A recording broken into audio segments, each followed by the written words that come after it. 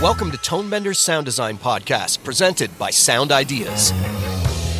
This is the show where we talk with the sonic artists behind our favorite films, games, and series. Check out Extension 12 of the iconic General Series 6000 library, Sound Ideas' most popular sound effects collection.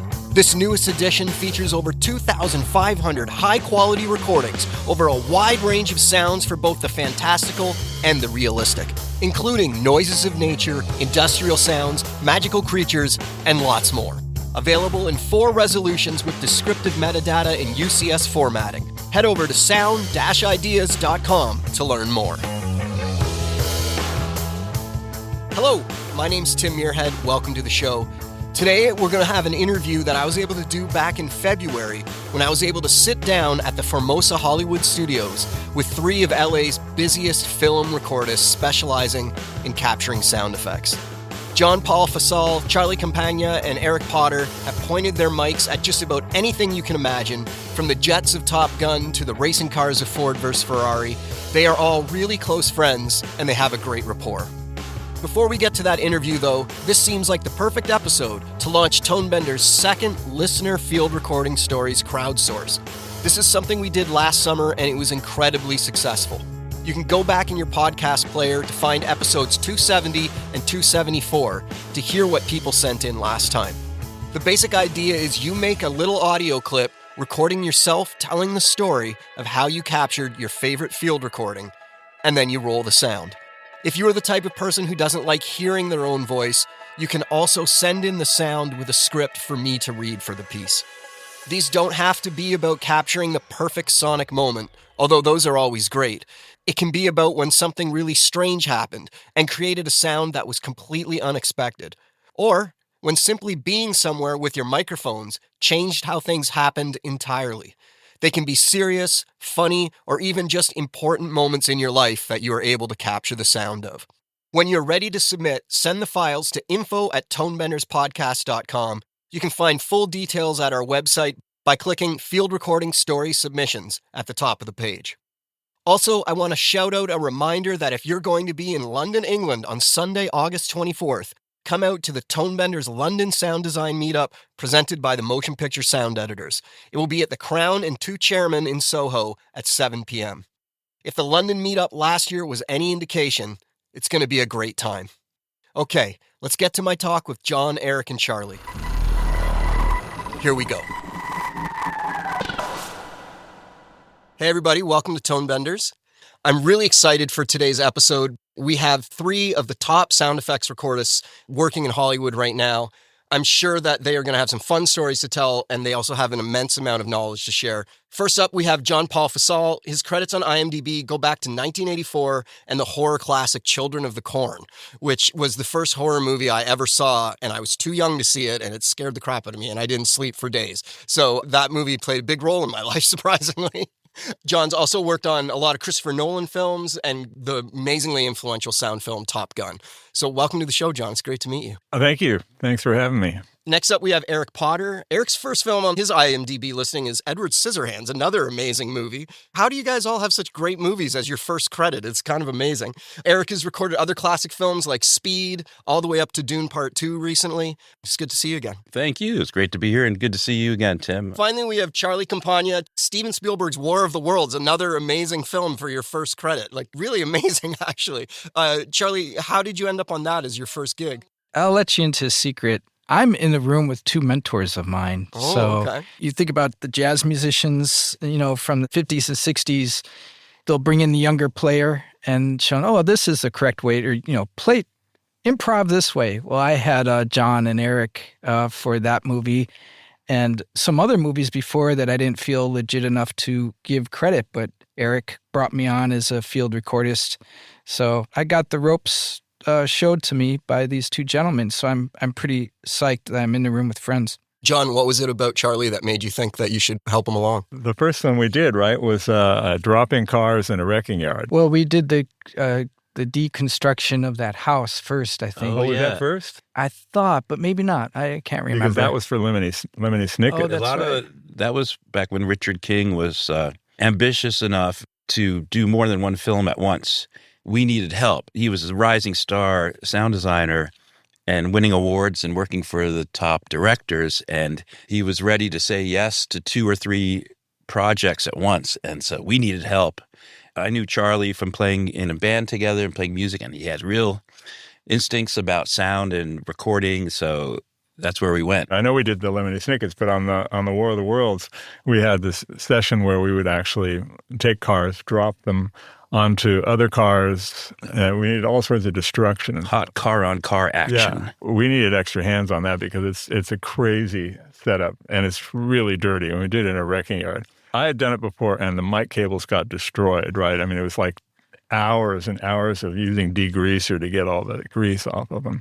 So I had this bright idea, because I also always work on things, around the house and have done construction-type projects. So there are these sleeves that you can put on a air hose when you're painting. And Charlie's going, what can I do to help? And I go, we need to fish our mic cables through these sleeves so they don't get destroyed. Yeah. And there's about 30 mic cables. Yeah, exactly. And we're busy. He jumped right in. I said, this guy's a keeper. Well, so thank you again. Absolutely. We wanted to preserve all of those rental cables. Some were rentals, but some were my own, more importantly. It's like, I think actually what's great about specifically John is how meticulous, your predetermined thoughts already are. You have a methodical way of working, which actually allowed me to learn because, we would talk about the process instead of, later on when I started recording with other people, I started realizing, oh, wait, other people just start going out with microphones trying to capture things. And it was foreign to me. John's got a plan. Yeah. And it was we've got a way of doing things. To actually come up with the game plan. And I learned that from John. I learned that from Eric, making spreadsheets before a gun record, or I'm sure a lot of people do that, but it was definitely a learning experience for me at the time. So, John, like making those plans, it's something that you do to be prepared. Is that something that you do to help you remember for the next one what went well and what didn't? Or you know what? I just hit up the people who I shot the stuff for, and I say, "Hey, what worked for you on that last one?" Because that's the litmus test right there. What it came from, and I think what we all have in common is a music background. When you're doing music, you're always trying to figure out who's going to play what parts and how they're going to fit together. You're thinking of all the frequencies too, which helps out on the final project. And I came out of sound design. The recording was a byproduct of that. And the other thing about it, and I think we share this too, was when I started doing a lot of recording as well as in the sound design suite, I brought in a lot of microphones. When I started doing this, the go-to was a Nagra with a pair of Sheps. And that was it. That's all I used. Two tracks. A great combo. Yeah. Fantastic combo. I brought in a lot of music mics, so I'd have the 421s, the 441, the AKGs, large diaphragms and different shotguns and stuff. That was a lot of fun, and I know we all ended up doing a lot of that kind of stuff. So it's kind of fun. It's like having a palette. When things went digital, and eventually like digital field recorders came out, and then multi-track, by the time we had a Diva, we could use those microphones all in one shot, one recorder. And so John was ready with these different paintbrushes, different palettes.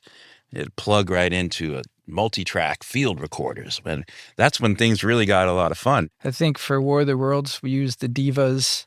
You guys handed me like a Diva 2 that Richard owned. Maybe we had a Diva 5 or, the one with the built-in EQ. That was interesting to work with those recorders. Now we look back at them, at the time they were pretty hip and state of the art, and now we're looking back at those machines. They're kind of bulky. They recorded in a B format, Oh, right. Yeah, you had to convert them. I had to sit there and convert a bunch of stuff after, like it was like a waveframe or something. Oh, yeah. It was a lot of tech. Compared to now, you could just have, a sound devices or...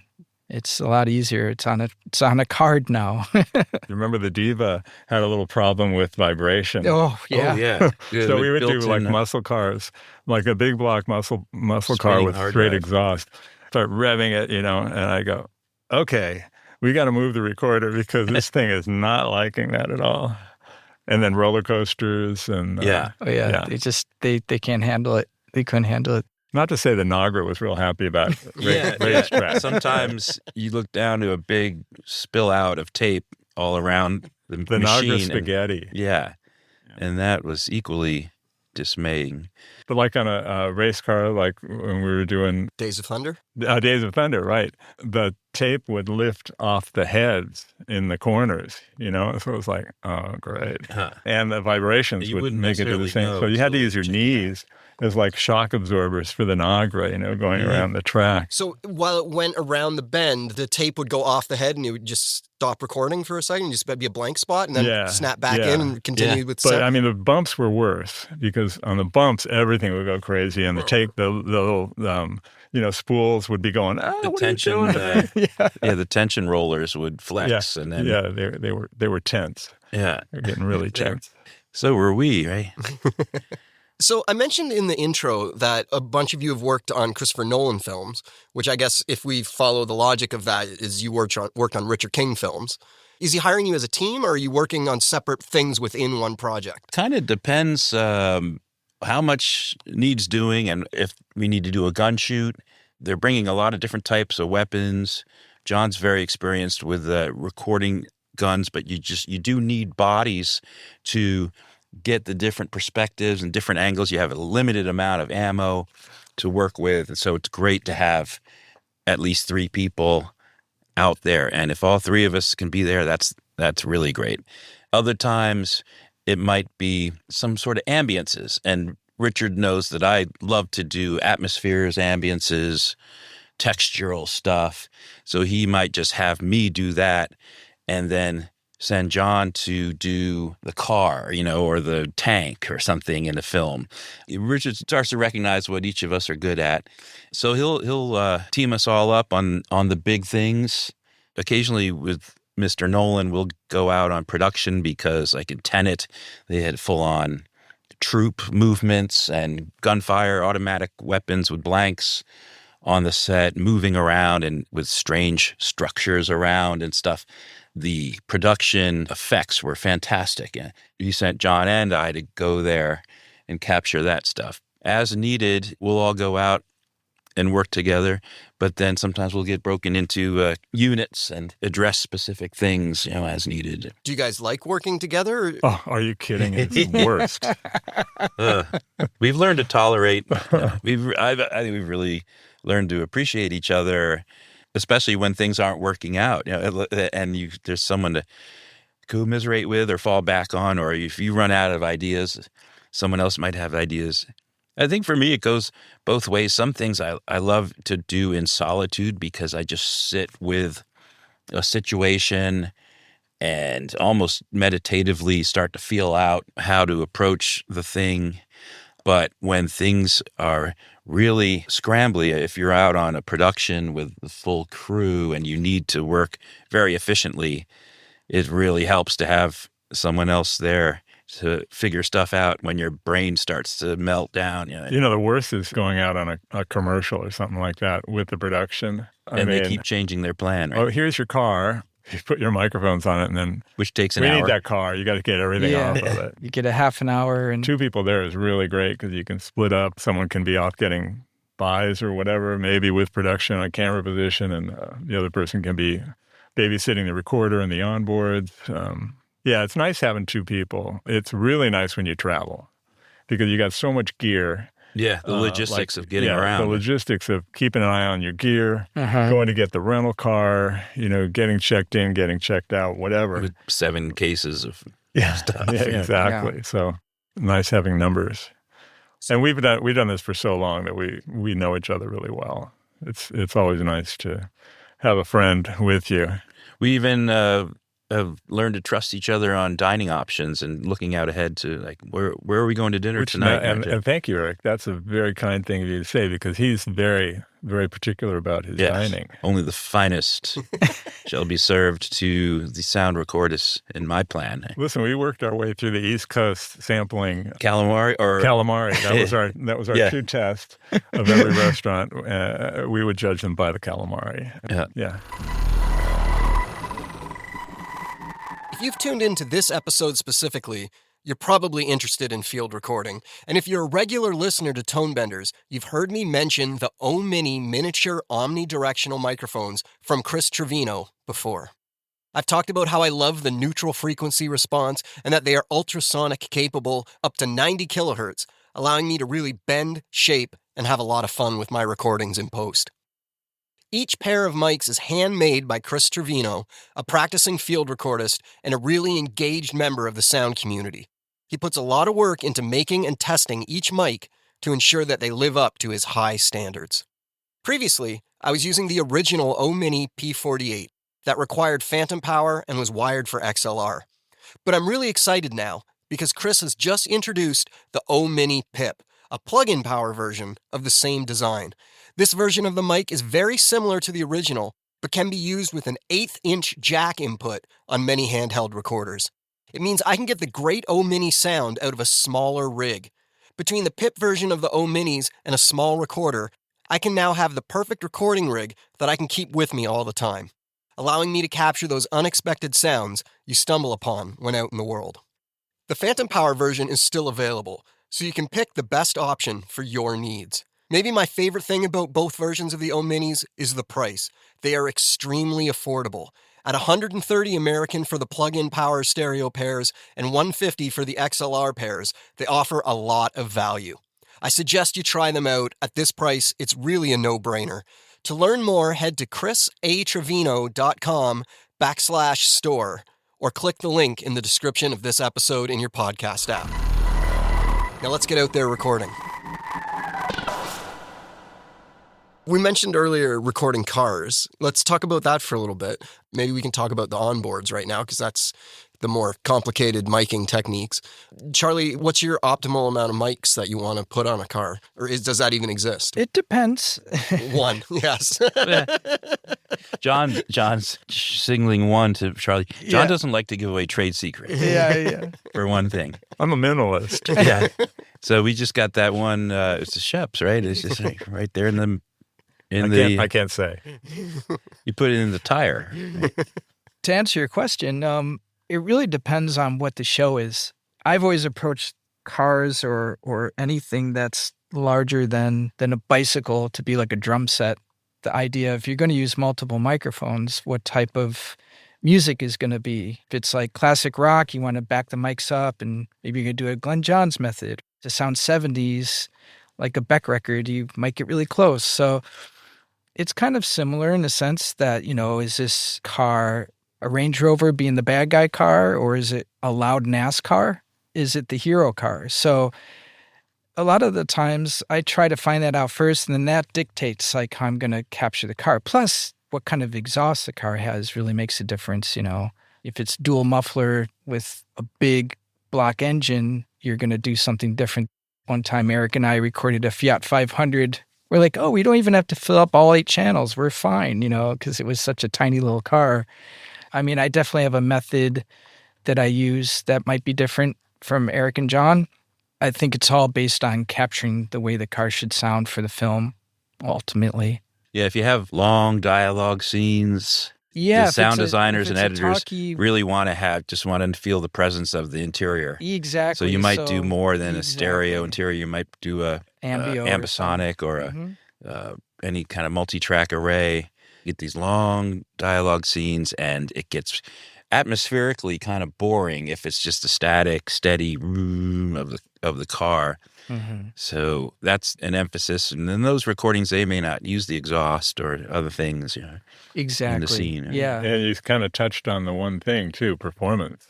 Mm-hmm. You can mic it up perfectly, but if the driver can't do the cues or if the car can't do them, I don't know how many times you've been out when a car failed.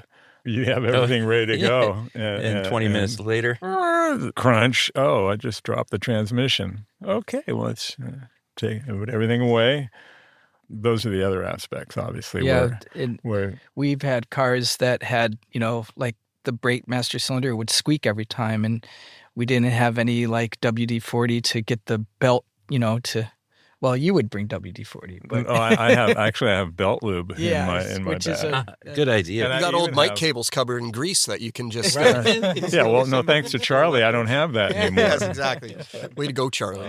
Wow. I even have a emergency belt that like you can make different lengths. Because I saw that one time at a store and I went, oh, that could come in real handy. Yeah. Because we've all had something throw a belt before, and then where's the nearest parts store? And we know sometimes where the nearest parts store is. Like in Acton, long ago, I was recording a 55 Mercury chopped coupe custom. So the car had been through a lot just to be customized. We were recording. I said, well, we got this thing where the guy revs it in neutral and puts it into drive and just takes off. And the driver is very excited. And it's his car, so he was willing to do it. And I didn't think about it beyond that, but he just went for it, revving in neutral, dropped it into drive, and then what's that rolling sound? Oh, it's the drive shaft. It's rolling down the road all by itself. And good God. And we were up in the national forest, nothing around. Man, we got to put this thing back together. And the universal joint, the straps that hold the U-joint to the yoke of the differential were sheared off, and we don't have any way of putting that back together. Well, let's go to lunch and think about it. And we drove down into the town of Acton. Oh, you know what? There's an auto parts store right by the pizza place. And it was that old-timey one on Soledad Highway. I drove by it yesterday. Yeah. So and it's this place that had been around for a while, and we went in there, and sure enough, the guy brought off the shelf, and he blew the dust off the box, the universal joint with the straps that go into the yoke for a vintage Ford. We finished our sandwiches and got up there. We got back in business. You didn't do that cue again, though, did you? No. The revs were fine. We call that the last take. Yeah, right? Those are always the last take. I think that was going to be some of our last take, because the guy wanted to go have certain hours, and he was able to drive home. He drove out there. He didn't trailer it or anything. Right, so we had to figure that out. I'm curious where the different responsibilities come into play. If you're hired to record a chopped up car with an amazing engine, are you responsible for tracking down that car? Are you responsible for finding where you're going to record it, or does the sound supervisor do that? Yeah, sometimes. Hopefully not. Yeah. Supervisors often want to do that legwork so that they're certain that they're getting something that they know will fit their needs. And if we end up doing it, we charge for our time in doing it, So it's best to audition the car. And so maybe the supervisor finds some candidates from a source, and then we go and attend an audition and record an audition and see if it really is going to play the way we want it to. So the audition would just be like in the driveway of the person, right? It might just be revs because there's 100 cars in the lot or something. And there's a lot of, out here in Southern California, thankfully, there's a lot of car collectors, and some of them are into... and the car providers for the movie industry. And they're straight up, vehicle We used to services. use them a lot, but it's kind of not like it used to be, because I found Especially the quality... the vintage cars are harder to...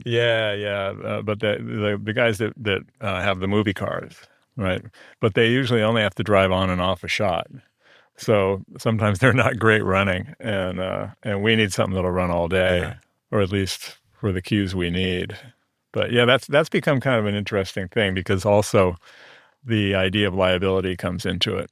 If it's anything with a studio, I've had a few things go not well, as far as a car getting wrecked or causing some damage, and they like to distance themselves from that.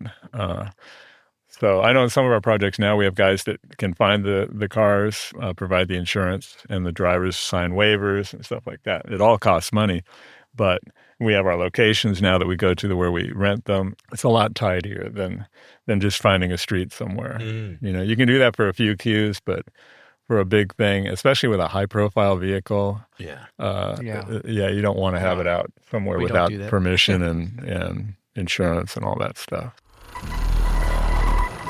On the various animated series I work on, we get the finished picture delivery a day before the final playback with clients. For a long time, I would put up the new picture and then all of the premix audio, and I would watch it through really closely, like a hawk, to see if anything had changed. Inevitably, every now and again, I would miss something in the background that's moved by 7 frames, or a character's mouth that is now closed. And then when we were doing the playback, the director would have to stop and point out a fix. It's not an ideal way of working. Now I use Matchbox Change Management tool from the Cargo Cult to quickly run a comparison between the two versions of the picture, and Matchbox will notice everything that is different and flag all the changes for me. This not only saves me time, it saves the whole crew time as everything is all ready to go and allows for fewer notes during playback. It also reduces my stress significantly as my confidence is high that I have a mix fully ready to play for the clients.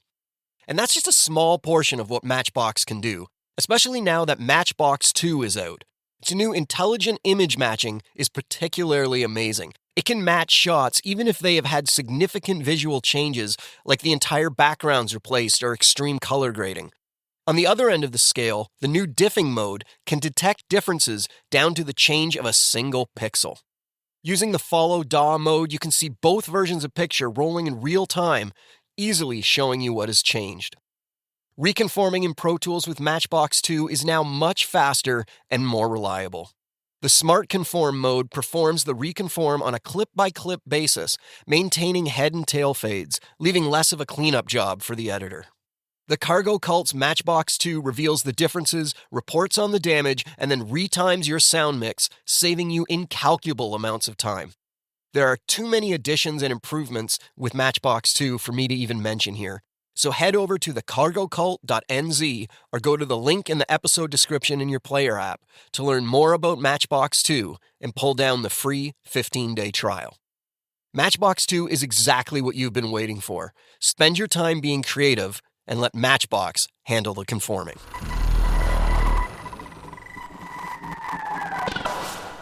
Do you guys have your own drivers, or they come with the car, or how does getting the driver Sometimes work? the owner is the best driver, because they Or know the car. worst. Yeah, can be the worst Yeah. too. It depends. I mean, like the circumstances I've come across is, a lot of times we'll need the car recorded that's in the movie and it's specific. And then it's great. You get the car and you realize it just sounds crappy. One of those Chargers that was used, one of the newer Chargers. Like a Hellcat or you would think so. No, but it not, was unfortunately. a 6-cylinder version of, the Hemi, but in the I movie rented one they of those wanted, ones. yeah, they wanted the sound of the Hemi one. So we had to go out and rent one because, transportation attached to the studio only had 2 versions of the 6-cylinder. So we had to kind of figure out a better plan because they couldn't offer anything better. But, thankfully there's a lot of those cars around. So we just rented a couple 8-cylinder ones. That made it better because the 6-cylinder, we recorded one, but I think it's used later. Whole different car. Yeah. Yeah, Everyday, that happens a everyday lot. car. Yeah. The movie cars, if it's going to be on set, they need something reliable and cheap to build and cheap to maintain, and they can make multiple ones of them. And Ford versus Ferrari, those are not GT40s, and they're not Ferrari Testarossas. They're re-engined lookalikes. And so, but we go out and record the real ones. So that's pretty fun. Yeah, I think that's an example. That's of one that a we all film. worked, we all three of worked us worked together on that, Yeah. except not at the same time. Yeah. In that Yeah. instance, it was a matter of availability, who was around when. We were traveling somewhat. I couldn't do some things. Charlie couldn't do something. So we all end up working on Ford versus Ferrari on those cars over time. Yeah. I was kind of the common denominator. I was on all the shots, all the shoots. Yeah. Charlie was on one of them with me. Eric was on another one with me. Yeah, it was fun. It was I have really fun. a story about the sounds that you recorded for that movie. Yeah. So I live in Toronto, and that film premiered at TIFF, the Toronto International Film Festival. Nice festival. And I was at the premiere, and it was in a what's normally like a Broadway theater kind of thing. But during TIFF, they turn it into a movie theater. We're watching the movie, and there's a scene where Matt Damon takes the president of Ford and like tricks him into driving him like crazy, rips around the track. And the woman sitting beside me, who I didn't know was a stranger, had like a panic attack. We thought she was having a heart attack. Wow. And I missed half the scene because we were like thinking she was dying beside us, and like, it was a super long row, so she couldn't just get up and walk away. Uh-huh. And anyway, she eventually realized she was having a panic attack, and she calmed down. She was just like, "I'm really sorry. It wasn't the picture; it was the sound. The sound just got me. I couldn't handle it. It was so intense." So you guys recorded car sounds so intense that put people into panic situations. I think, was that the one where he's in a Cobra? I think, yeah. He takes which might have been the one we mic'd up Yeah. at Laguna Seca. That was a great time because that that happens every year, right, John? It's called Car Week or something. Yeah, they have the vintage car races Concours. up there, And and it's- it's coincidental with the Concours d'Elegance, and so there's everybody. If you're a car head, that's the place to be. And I'm not necessarily the biggest car head, but I love recording.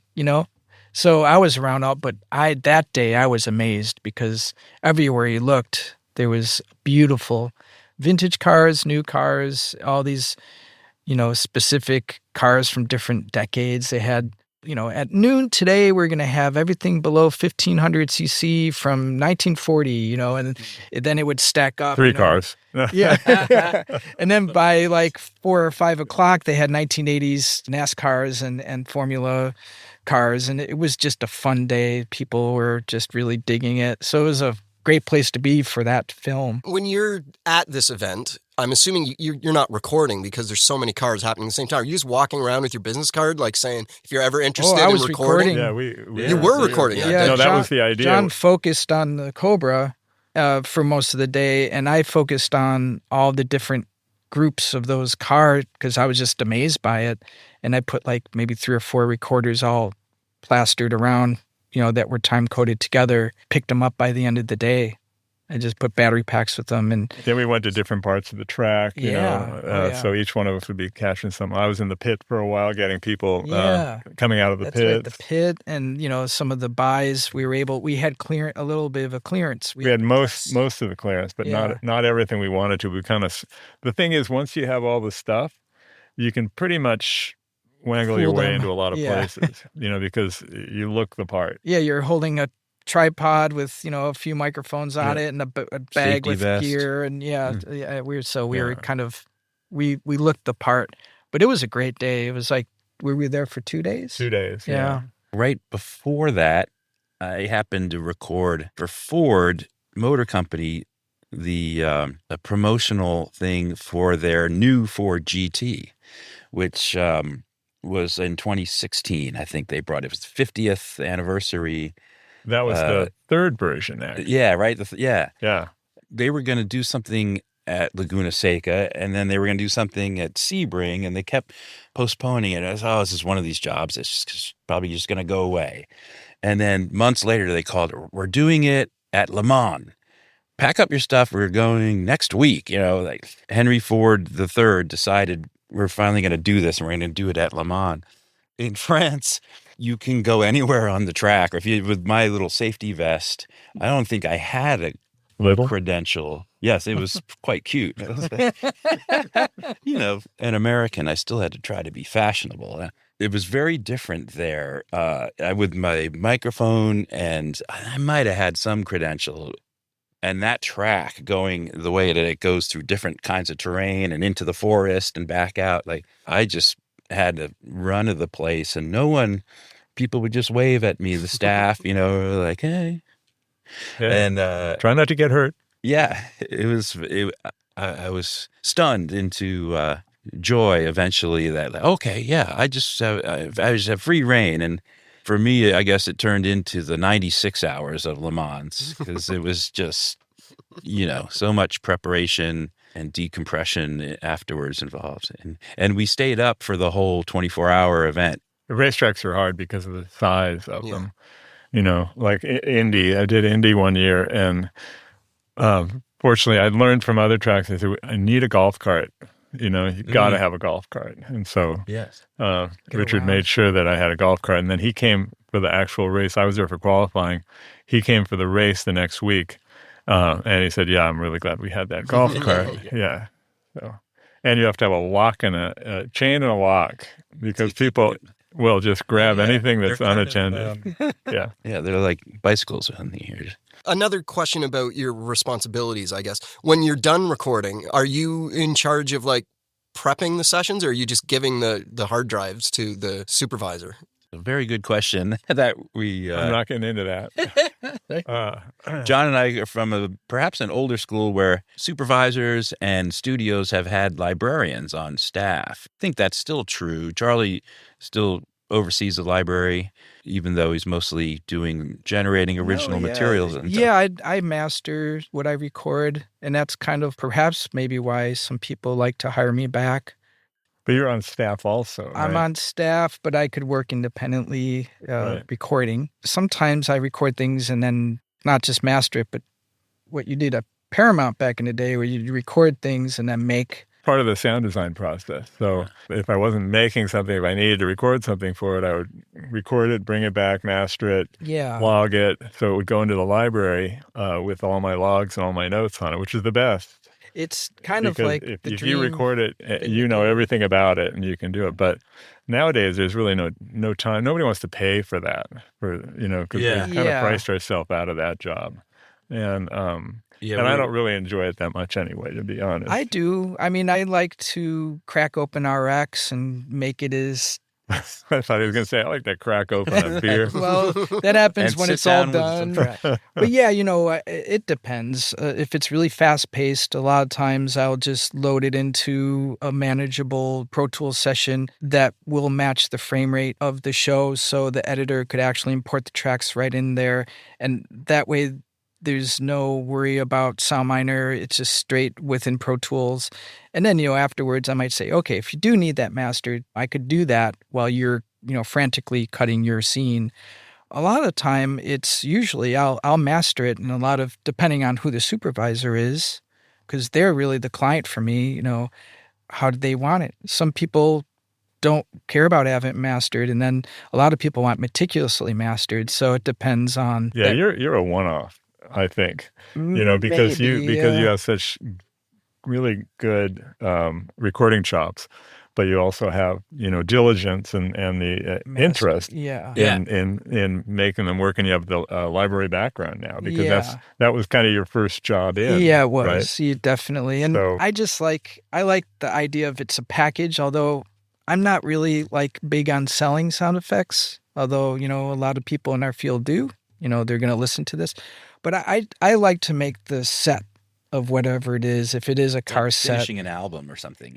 I really love how the organization is, and I always try to improve it every time. And people don't understand that. They, sometimes people expect super clean tracks to just show up. You're going to record it, and it's going to be in a library with a very specific name already. And you're going, that's a lot of time you're talking about, and you don't have the money for me to do that, really. Yeah. It is why I think... Not to say that I'm dying to do it, but... As we came up, there was I was a dedicated librarian before I was a recordist, and that was my job, was to sit with anything that came in the shop. If it was something that John or Doug Hemphill had recorded, I was the guy who would sit down and cut and splice with the magnetic tape to get rid of all the unneeded stuff and keep there was something unneeded in the rambling slates were a bit much, even in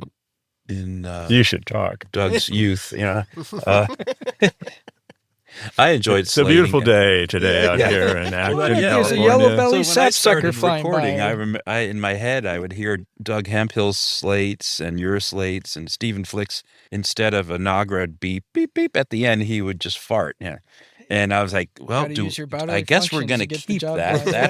That's also a sound important signal, telling you the cue has ended. Did you emulate that now too? Just the other day, actually, on someone else's recorder. Unfortunately, we're out of time. I literally got through 1/3 of my questions. We should do a part 2 in a few months, and we didn't get to talk about guns recording. There's a million more things we could talk about, so it'd be awesome if we could make some kind of mini-series out of this. And it was awesome to talk to you guys. I wasn't sure your dynamic, if you guys were in competition with each other or if you were friends, and it's awesome to see that you're friends and can laugh with each other, and it seems like you guys have a great rapport. It's great to see. There's times I'll ask them, I said, well, did you call John? Did you call Eric? Because, these guys are like my brothers, and the last thing I want to do is take a gig that might infringe on their space. And there's a respect, if Richard King needs something, asks me, I'm going to say, well, what did the boys say? That type of thing. There's enough, well, not lately, but there's enough work going around. Yeah, sometimes I worry about there's enough classic film sound effects. Like we're probably not as busy as we used Not to be lately. on movies, right?